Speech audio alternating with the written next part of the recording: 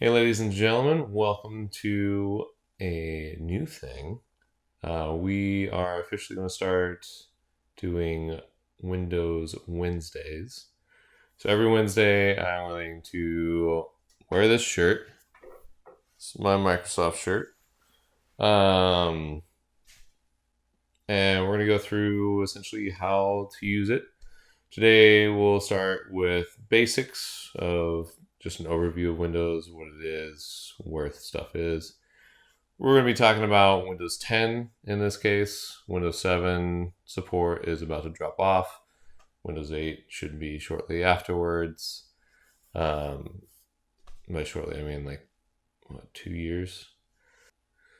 So the format for this is going to be typically 2 to 5 minute videos just going over particular things.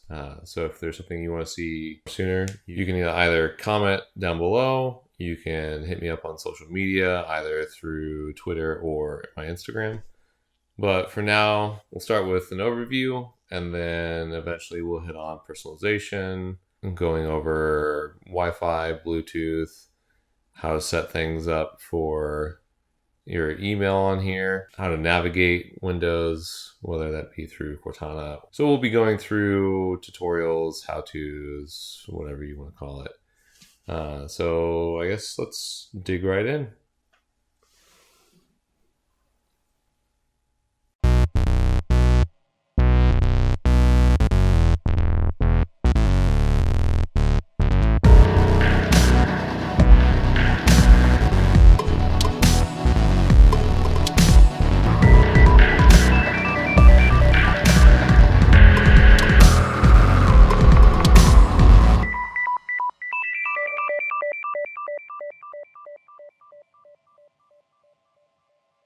All right, ladies and gentlemen. So we're just going to talk about pretty much a basic version of what Windows 10 is and go through where everything is within Windows 10.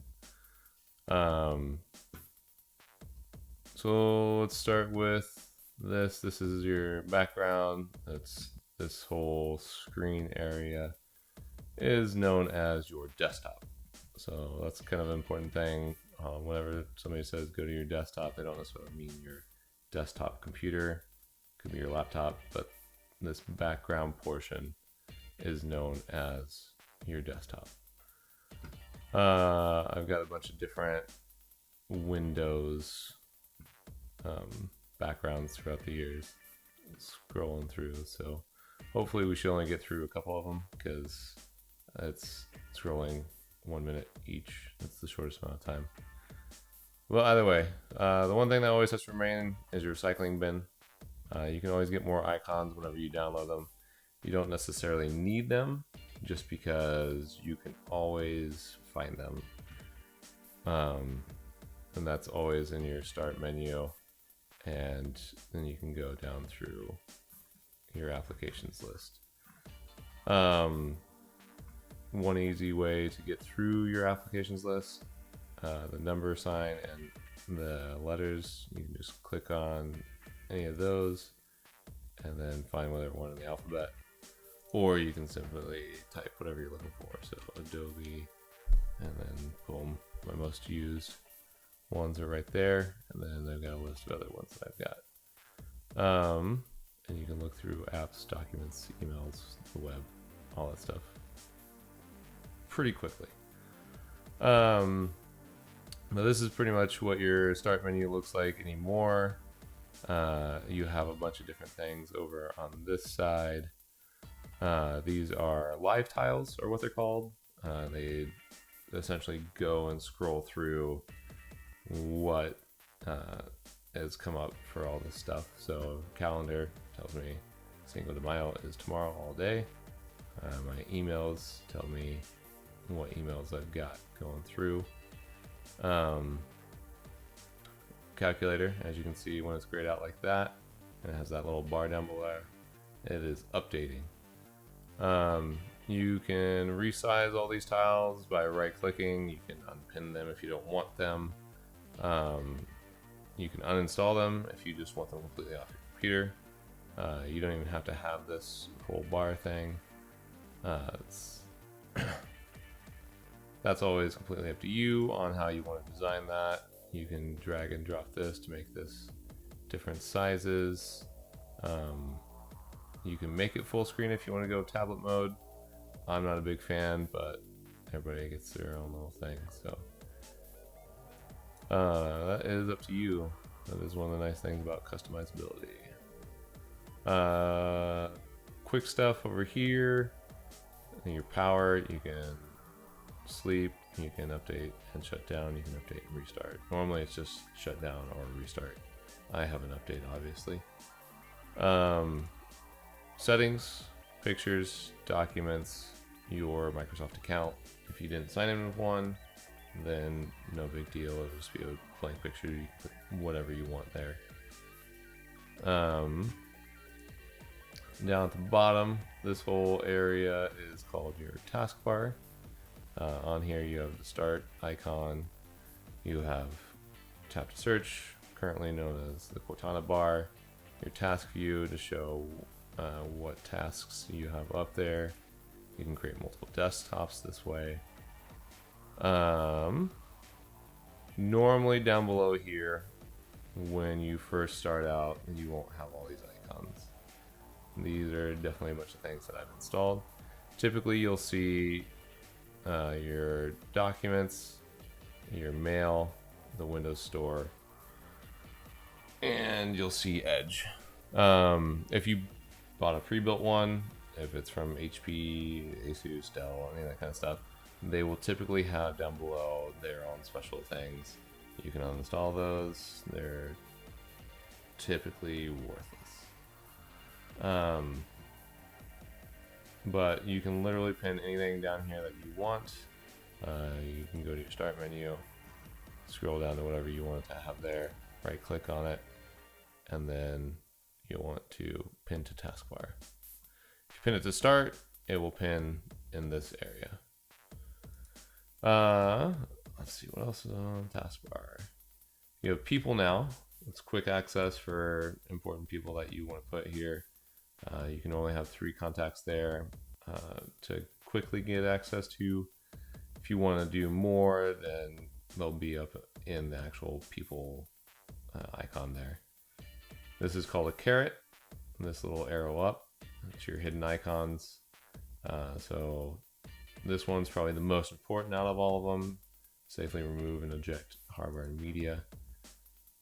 So you can eject whatever you want there. Other than that, you're looking through all your different things that are currently kind of essentially running in the background on your computer. And then some of them will show here for ones that are being more active. Wi-Fi, obviously. You can click here, find and search different ones in your area if you want to.